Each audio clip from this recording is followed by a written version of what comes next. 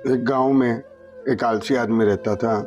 वो कुछ काम धंधा नहीं करता था, बस दिन भर निठल्ला बैठकर सोचता रहता था कि किसी तरह कुछ खाने को मिल जाए।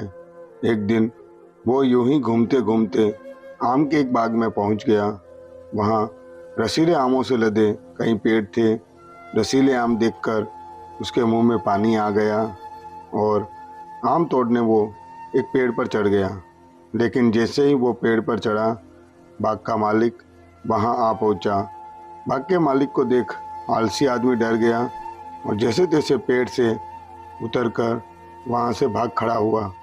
भागते भागते वो गांव के बाहर स्थित जंगल में जहां पहुंचा, वो बुरी तरह से थक गया था, इसलिए एक पेड़ के नीचे बैठकर आराम करने लगा।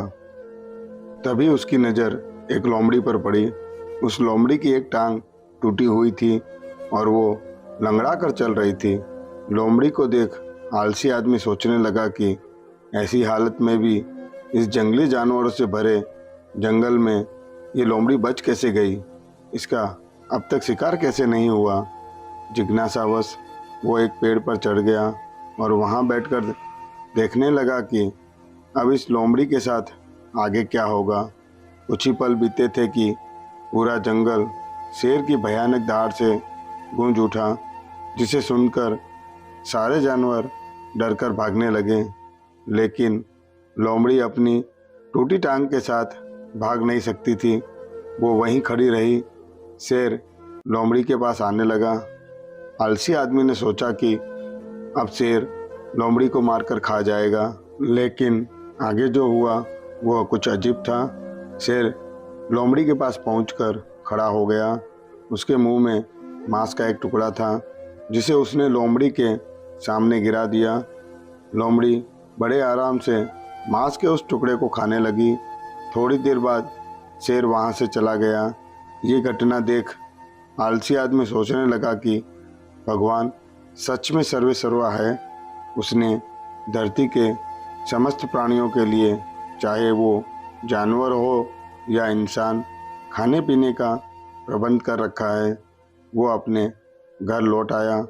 घर आकर वो 2-3 दिन तक बिस्तर पर लेटकर प्रतीक्षा करने लगा कि जैसे भगवान ने शेर के द्वारा लोमड़ी के लिए भोजन भिजवाया था, वैसे ही उसके लिए भी कोई ना कोई खाने पीने का सामान ले आएगा। लेकिन ऐसा कुछ नहीं हुआ।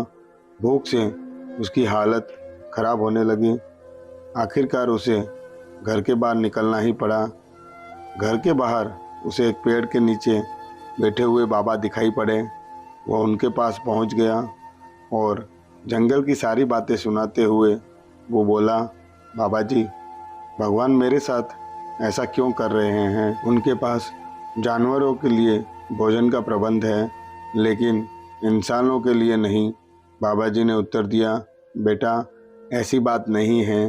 भगवान के पास सारे प्रबंध हैं, दूसरों की तरह तुम्हारे लिए भी। लेकिन बात यह है कि वे तुम्हें लोमड़ी नहीं, शेर बनाना चाहते हैं। दोस्तों, हम सबके भीतर क्षमताओं का असीम भंडार है, बस अपनी अज्ञानतावश हम उन्हें पहचान नहीं पाते और स्वयं को कम समझकर दूसरों की सहायता की प्रतीक्षा करते रहते हैं। स्वयं की क्षमता पहचानिए, दूसरों की सहायता की प्रतीक्षा मत करिए। इतने सक्षम बनिए कि आप दूसरों की सहायता कर सकें। दोस्तों, कहानी अच्छी लगी हो तो कमेंट ज़रूर करना। धन्यवाद।